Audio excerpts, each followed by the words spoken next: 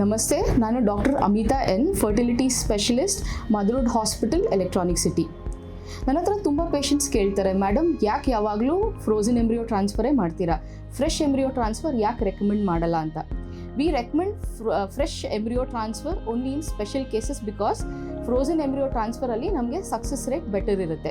Fresh embryo transfer ಯಾವಾಗ use ಮಾಡ್ಬೋದು ಅಂದರೆ, suppose embryo quality borderline ಇದ್ದಾಗ ಫ್ರೀಸ್ ಮಾಡೋ ಬದಲು ಅದನ್ನು ಯೂಟ್ರಸ್ಗೆ ಹಾಕ್ಬೋದು. ಇಲ್ಲ, ಕೆಲವೊಂದು ಪೇಷಂಟ್ಸ್ಗೆ ಪೂರ್ತಿ IVF ಸೈಕಲ್ ಒಂದೇ ತಿಂಗಳಲ್ಲಿ ಮುಗಿಬೇಕು ಅನ್ನೋದಿರುತ್ತೆ, ಅಂಥವರಿಗೂ ನಾವು ಫ್ರೆಶ್ ಎಂಬ್ರಿಯೋ ಟ್ರಾನ್ಸ್ಫರ್ ಮಾಡ್ಬೋದು. ಆದರೆ ಇದು ಮಾಡಬೇಕು ಅಂತಂದರೆ ಕೆಲವೊಂದು ರಿಕ್ವೈರ್ಮೆಂಟ್ಸ್ ಇದೆ. ಫಸ್ಟ್ ಒನ್ ಬಂದು ಪ್ರೊಜೆಸ್ಟ್ರಾನ್ ಲೆವೆಲ್ ಲೆಸ್ ದ್ಯಾನ್ 1 ಇರಬೇಕು, ಈಸ್ಟ್ರಡಿಯೋಲ್ ಲೆವೆಲ್ ಲೆಸ್ ದ್ಯಾನ್ 2500 ಇರಬೇಕು, ಹಾಗೂ ಎಂಡೋಮೆಟ್ರಿಯಮ್ ತುಂಬ ತಿಕ್ಕಿರಬಾರ್ದು. ಈ ಎಲ್ಲ ಕ್ರೈಟೀರಿಯಾ ಮೀಟ್ ಆಯಿತು ಅಂದರೆ ಫ್ರೆಶ್ ಎಂಬ್ರಿಯೋ ಟ್ರಾನ್ಸ್ಫರ್ ಮಾಡ್ಕೋಬೋದು. Thank you.